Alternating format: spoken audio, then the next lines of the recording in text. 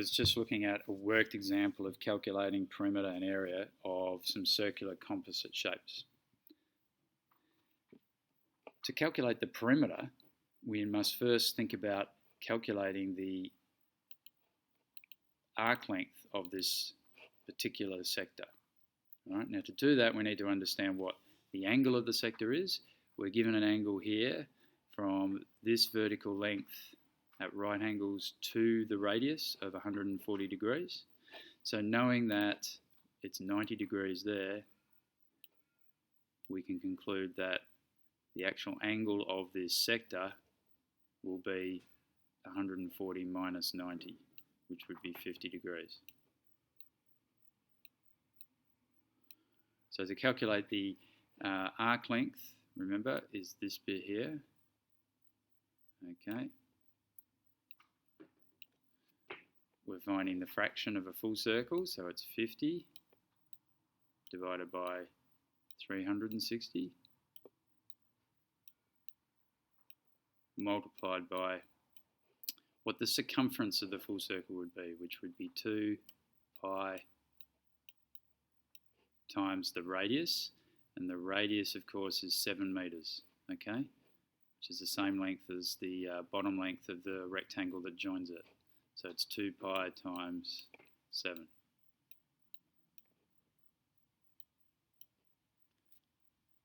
So that's our perimeter. So that's the, sorry, not the perimeter, but the arc length of that circumference. Now, the additional perimeter is obviously what we cover when we travelled around the rest of that shape, okay?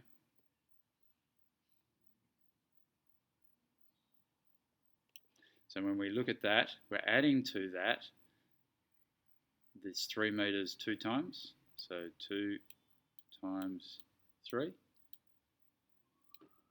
plus this 7 meters here, and the radius of the circle on this side, the radius arm, which is obviously 7 meters there.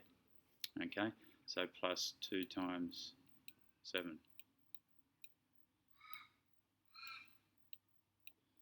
Plus the arc length, which I'll just write here, which we've calculated up here. Okay, so by typing this all into our calculator, we find out our answer. So 2 times 3 plus 2 times 7 plus all this here that we calculated previously for the arc length. And we enter all that in at the same time into our calculator. We should get our answer. So for the perimeter, we should end up with 26.11 meters to 2 decimal places. Okay, so that's perimeter. So what about area? So the area, we also calculate the area of the sector, okay? So the area of the sector would be equal to the fraction that it makes of the full circle, which again is 50 over 360.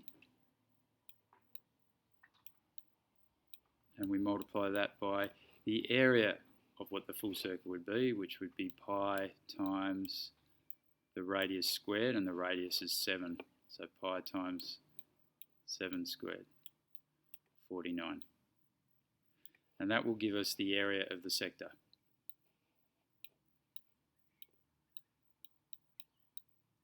And we add to that the area of the rectangle, okay?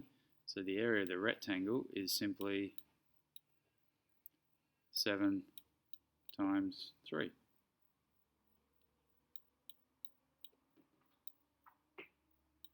So 7 times 3 plus the area of the sector, and we'll get our answer. All right, and that would end up to 2 decimal places to be 42.38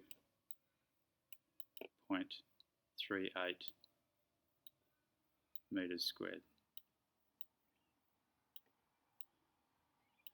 So this is a relatively simple but relevant example of how we would calculate a composite shape, both looking at perimeter and area involving sectors.